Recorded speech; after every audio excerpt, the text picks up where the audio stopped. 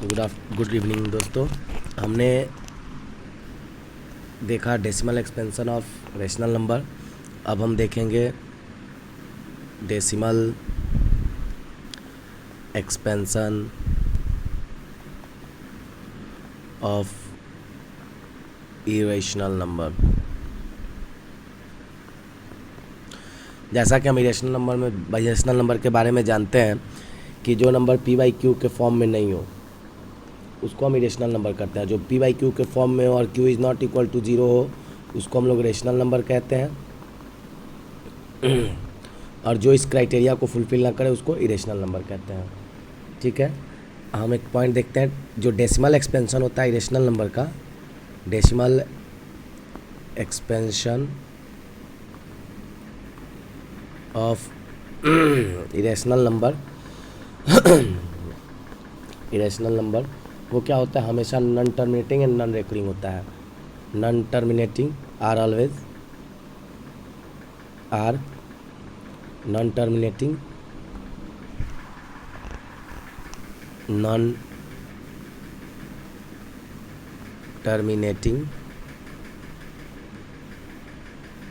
Non recurring.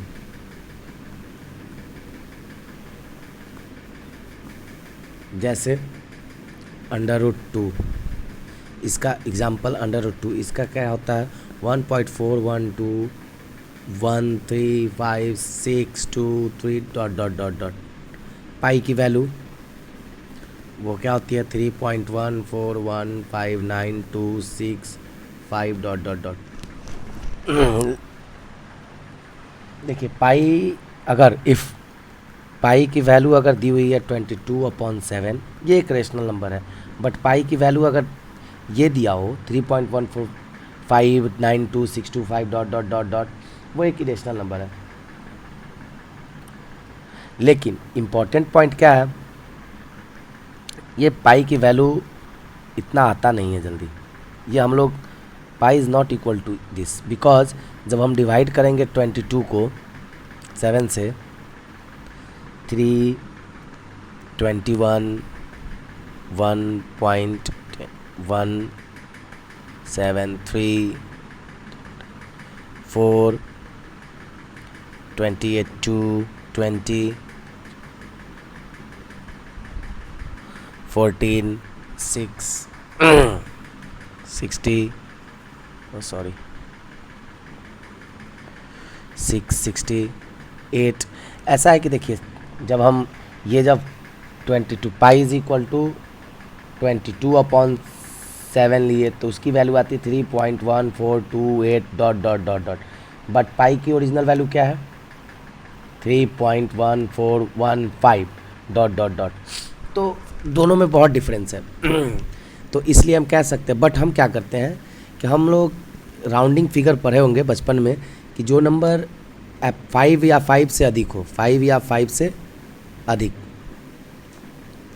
उससे मोर, जैसे 5, 6, 7, तो उस केस में हम लोग क्या करते हैं, इधर जो डिजिट है उसको एक हम अधिक कर देते हैं, प्लस कर देते हैं। जैसे पाई की वैल्यू क्या थी 3.1415, तो यहाँ तो 5 आ गया डॉट डॉट डॉट, तो 5 इसको हमने क्या किया कि इसको रिप्लेस करके 1 में 1 ऐड कर दिया 3.142 अप्रॉक्स। पाई की ये जो वैल्यू है ये अप्रॉक्स वैल्यू है, दिस इज अप्रॉक्स वैल्यू। अब हम लोग कुछ कन्वर्जन देखेंगे। Conversion of non terminating repeating decimal into the form p/q। इसको हम लोग देखेंगे। अब हम लोग देखते हैं कैसे हम लोग करते हैं। फर्स्ट ऑफ ऑल फॉर देखते हैं कन्वर्ट करने के लिए, फॉर कन्वर्टिंग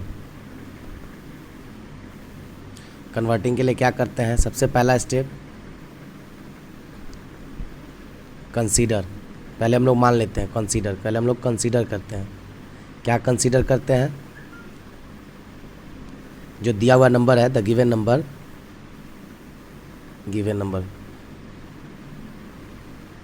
क्या मान लेते हैं, P.QRS, इस पे बार है, बार मतलब ये रिपीटेड है, इक्वल टू एक्स, एक्स के बराबर है, तो x is equal to P.QRS bar, ठीक है, RS पे बार है, नॉट Q पे, RS पे बार है, ये चीज़ ध्यान देना है।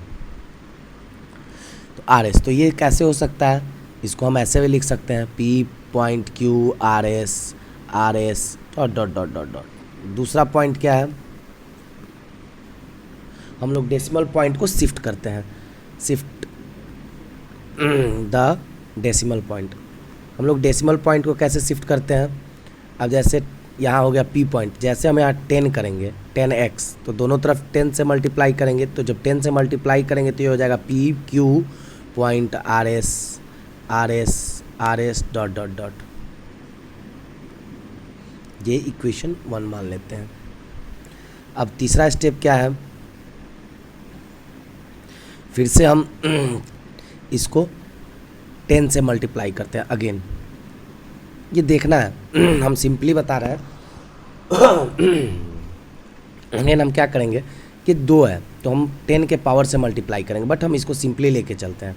तो देखिए सिंपली करते हैं तो 10x से फिर मल्टीप्लाई करते हैं, तो ये हो जाएगा PQR.RS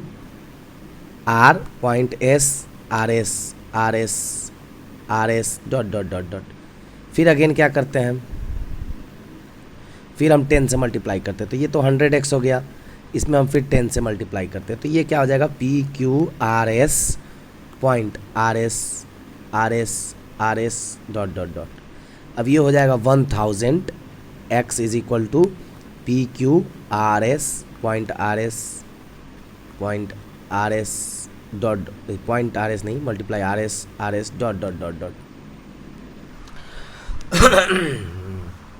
ये इक्वेशन, इसको हम लिख सकते हैं 1000x is equal to PQRS.RS का बार, ये इक्वेशन 2।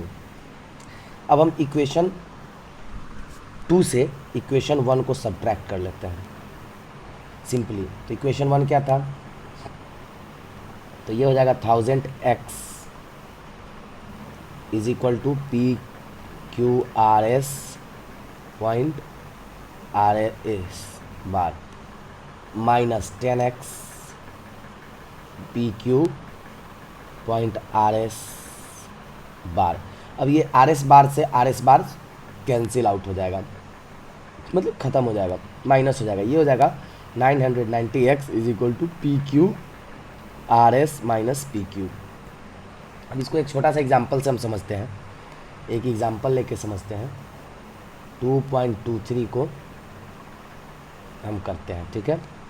अब सिंपली हमने क्या किया, वही एग्जांपल फर्स्ट स्टेप में x इज इक्वल टू मान लिया 2.23 बार, तो ये इसका वैल्यू हो जाएगा 2.232323 dot dot dot. 10x is equal to कर लेते हैं 2.32323 डॉट डॉट डॉट। फिर हम क्या करेंगे, फिर 100x एक बार और मल्टीप्लाई करेंगे, तो 23.2323 डॉट डॉट डॉट, इसको हम लिख सकते हैं 223.23 बार। अब हम अगर अब हम इसमें से सब्ट्रैक्ट कर लेंगे किसकी वैल्यू को, x की वैल्यू को। देखिए तो सिंपली 100x माइनस x, ये किसके बराबर है 223.23 बार, और x की वैल्यू क्या है 2.23 बार। अब ये देखिए ये 99x, अब ये क्या हो जाएगा, ये 23.23 बार सब्ट्रैक्ट हो जाएगा, तो ये हो जाएगा 221 x की। अब x की वैल्यू आ जाएगी 221/99, ये मेरा आंसर हो गया, ठीक है। अब हम अगला पॉइंट पढ़ते हैं, किसी भी नंबर रियल नंबर्स को नंबर लाइन पे रिप्रेजेंट करना है, representation of real number on number line.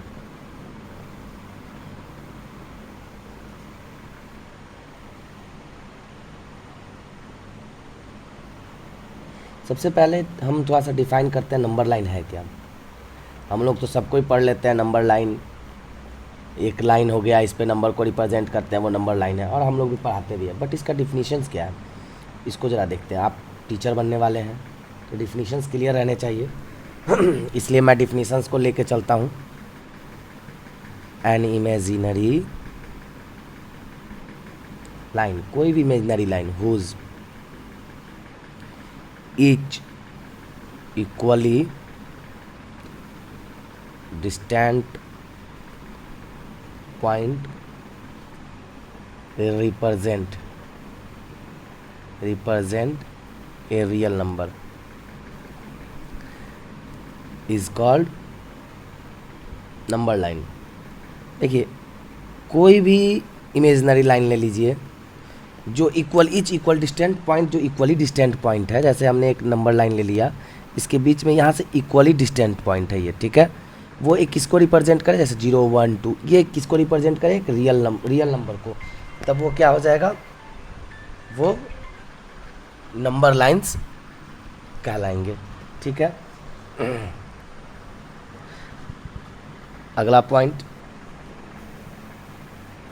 Representation of integer. Representation of integers के बारे में हमने पढ़ा है। क्या इंटीजर्स कैसे होते हैं, पॉजिटिव और नेगेटिव। तो सिंपली है, एक नंबर लाइन ले लो, वो इसका मिड पॉइंट हो गया 1 2 3 -1 -2 -3, ये नेगेटिव इंटीजर है। ये एक पॉजिटिव इंटीजर है। राइट साइड में अगर मतलब जो मिड पॉइंट है 0 जिसको लिए हो आप, उसके राइट साइड में चलोगे तो वो क्या हो जाएगा, पॉजिटिव इंटीजर। लेफ़्ट साइड में चलोगे तो वो हो जाएगा नेगेटिव इंटीजर। सिंपल है। तो ये इंटीजर्स को हम लोग ऐसे नंबर लाइन पे रिप्रेजेंट करते हैं। अब इरेशनल नंबर्स को रिप्रेजेंट करना है, ये आप लोगों ने क्लास 9 में पढ़ा होगा, मैथ्स पढ़े हैं तो। जैसे रिप्रेजेंटेशन